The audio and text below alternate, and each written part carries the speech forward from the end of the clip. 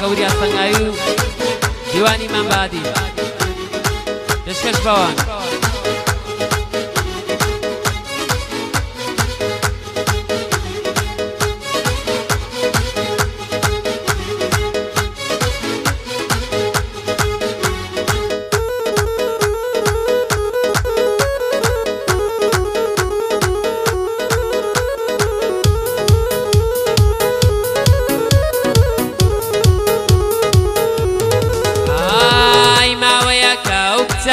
ونلم بدنگوا سناب چاتی نماوا اینی سایدا خستوا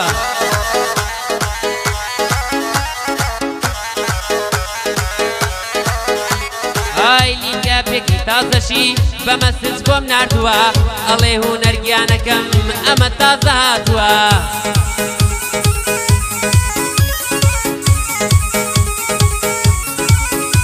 های تیکتۆکەکەم فۆڵۆکە هەر بە ناوی شاتووە لە ماوەی ئەم مانگەیە سەیکە فۆڵۆ هاتووە لە خزمەت کاک دیواندەم بۆی ئەڵێم ئەلێرەوە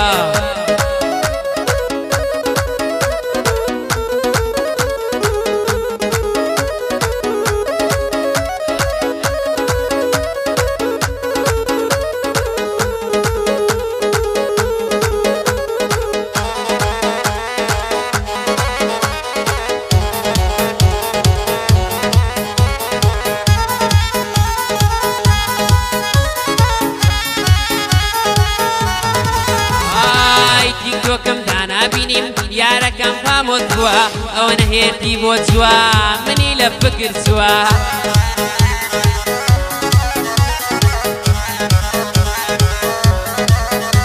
های ڤیدۆی خۆی پۆست کردووە عالەمی شێت کردووە بە گۆرانی منەوە تیکتۆکی نوێی کردووە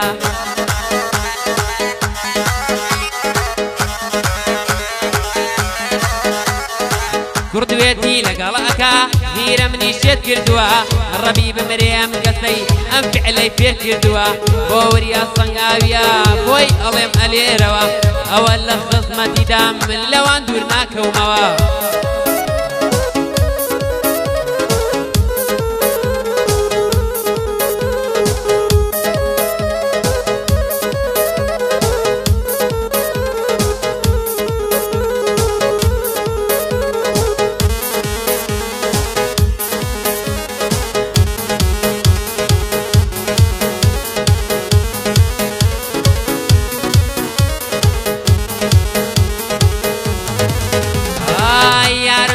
بۆ مەکتەب بە کراس و تەنورەوە ئەم بینێ بە چوار پەنجای ئەکا لە دوورەوە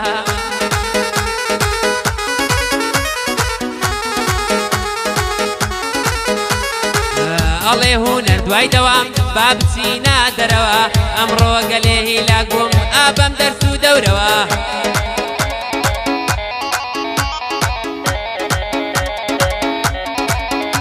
های دەرسی ئاخیر ناخوێنێ پێڵێ ئەدۆزێتەوە ئاگای لە من هەست نییە یەک دێڕ ناخوێنێتەوە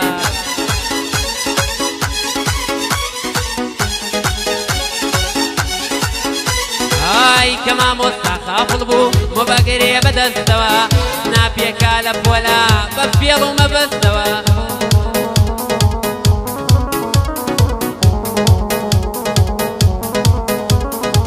دێتە جێژوانم بەدڵ بە سۆز و بەهەستەوە ئەڵێ لە جیاتی خوێندن ئەشق ئەنووسمەوە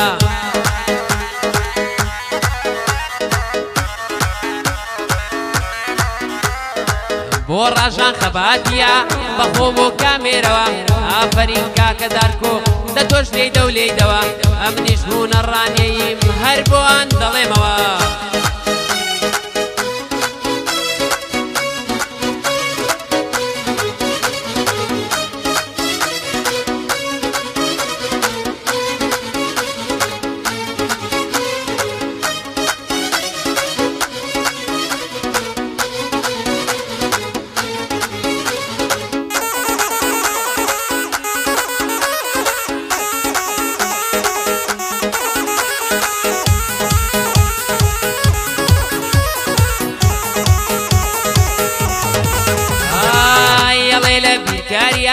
دڵم لە یاسای تۆیە کە پێم ئەڵەی دوژمنم فێڵم فرد و درۆیە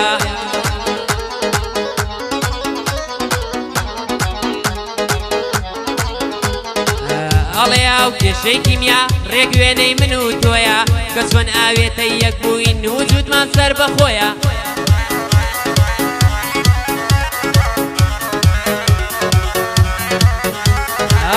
ئەڵێ لە ئینگلیزیە حەزم لە حرفی تۆیە کەم پێشم وەرفێ حرفی ناوەکەی تۆیە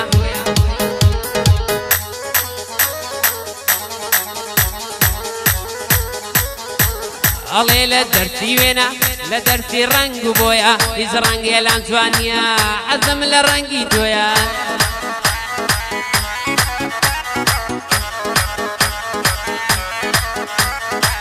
ئەڵێ لە دەرسی هونەر حەزم لە دەنگی تۆیە نایەتە گوێم هیچ دەنگێ بیستن شایەنی تۆیە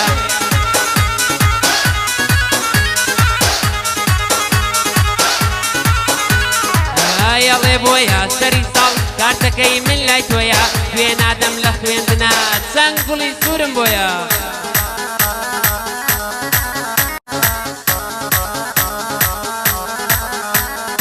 ئافەرین کاکە دیوان گەعدە قابیلی تۆیە بڵاو لە کاکە وریا بێ ئەمەش هەر بۆ تۆیە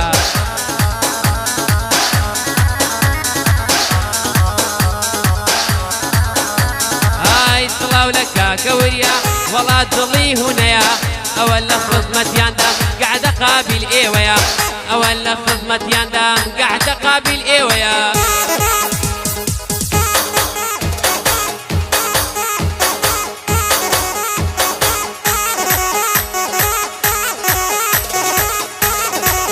بۆ سەنگاوی جان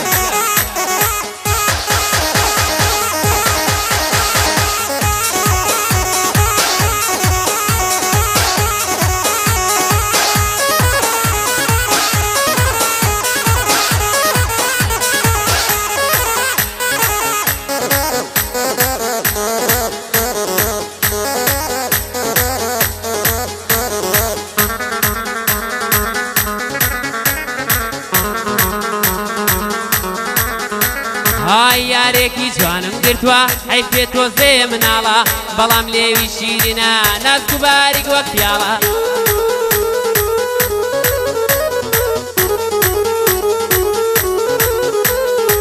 جسم و باڵەکەی شازە پێشک وەکو لەولاوە هەر کاتێ دێتە جێژوان بە گیانم داڵاوە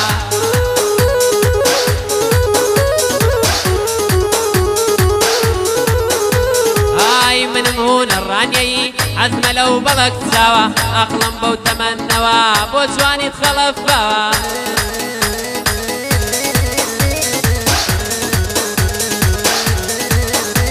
ئای دێت و دەڕوە لە کۆڵان گەنجان دڵیان شکاوە بە هیچیان ڕازی نابێ دیارە لە ویشتۆرە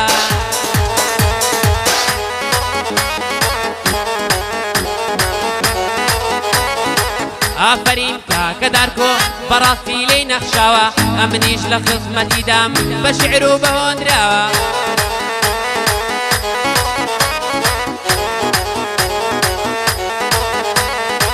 ئافەرین کاکە ڕاژان بەخۆ بۆ کامێراوە بەڕاستی لێی نەخشاوە هەر لە ئەویش نەخشاوە